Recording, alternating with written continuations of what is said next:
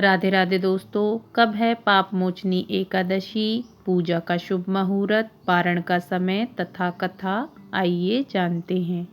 चैत्र माह के कृष्ण पक्ष की एकादशी तिथि को पाप मोचनी एकादशी होती है।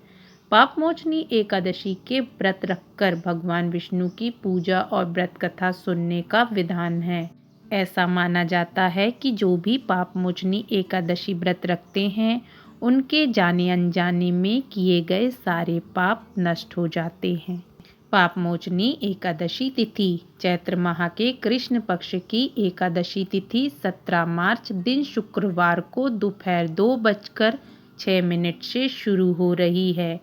यह तिथि 18 मार्च दिन शनिवार को सुबह 11:13 तक मान्य रहेगी।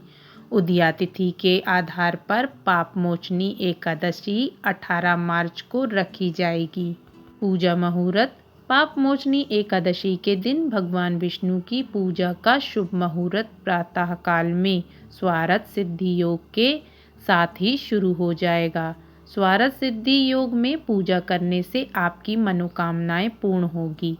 इस दिन आप सुबह 6:28 से पाप मोचनी एकादशी व्रत की पूजा कर सकते हैं। इस दिन पूजा के समय राहु काल का विशेष ध्यान रखें। पाप मोचनी एकादशी पारण समय। जो लोग 18 मार्च को पाप मोचनी एकादशी का व्रत रखेंगे वह अगले दिन 19 मार्च रविवार को पाप मोचनी एकादशी व्रत का पारण करेंगे। व्रत पारण का समय है सुबह 6:27 से सुबह 8:07 तक। 19 मार्च को द्वादशी तिथि का समापन सुबह 8:07 पर होगा। व्रत की विधि। पाप मोचनी एकादशी के दिन सुबह जल्दी उठकर स्नान के बाद पीले वस्त्र धारण करके व्रत का संकल्प लें।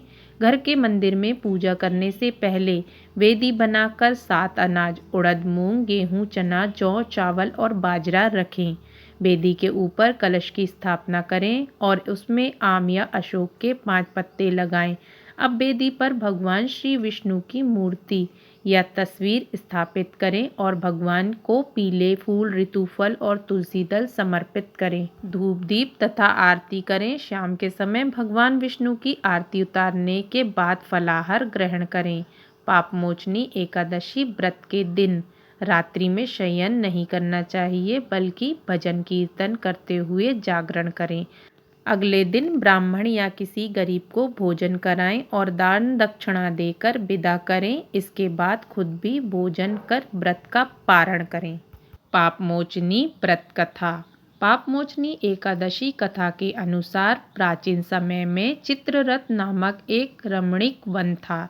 इस वन में देवराज इंद्र गंधर्व कन्या तथा देवताओं सहित स्वच्छंद विहार करते थे। एक बार मेधावी नामक ऋषि भी वहां पर तपस्या कर रहे थे।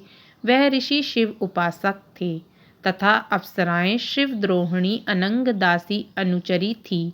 एक बार कामदेव ने मुनि का तप भंग करने के लिए उनके पास मंजू घोषा नामक अप्सरा को भेजा। युवा अवस्था वाले मुनि अप्सरा के हाव भाव, नृत्य, गीत तथा कटाक्षों पर काम मोहित हो गए। रति कीड़ा करते हुए 57 वर्ष व्यतीत हो गए। एक दिन मंजू घोषा ने देवलोक जाने की आज्ञा मांगी। उसके द्वारा आज्ञा मांगने पर मुनि को ध्यान आया और उन्हें आत्मज्ञान हुआ कि मुझे रसातल में पहुंचने का एकमात्र कारण अप्सरा मंजू घोषा ही है। क्रोधित होकर उन्होंने मंजू घोषा को पिशाचिनी होने का श्राप दे दिया। श्राप सुनकर मंजू घोषा ने कांपते हुए ऋषि से मुक्ति का उपाय पूछा। तब मुनिश्री ने पाप मोचनी एकादशी व्रत रखने को कहा। अप्सरा को मुक्ति का उपाय बताकर पिता च्यवन के आश्रम में चले गए। पुत्र के मुख से श्राप देने की बात सुनकर च्यवन ऋषि ने पुत्र की घोर निंदा की तथा उन्हें पाप मोचनी चैत्र कृष्ण एकादशी व्रत करने की आज्ञा दी। व्रत के प्रभाव से मंजू घोषा अप्सरा पिशाचिनी देह से मुक्त होकर देवलोक चली गई। अतः जो भी मनुष्य विधि पूर्वक इस व्रत को करता है उसके सारे पापों की मुक्ति होना निश्चित है और जो कोई इस व्रत के महत्व को पढ़ता और सुनता है उसे सारे संकटों से मुक्ति मिल जाती है तथा उसके पापों का नाश होकर पुण्य फल की प्राप्ति होती है। ऐसा इस एकादशी व्रत का महत्व है। आप सभी के जीवन सुखमय तथा मंगलकारी रहे, इसी कामना के साथ मेरे सभी मित्रों को राधे राधे, जय श्री कृष्ण।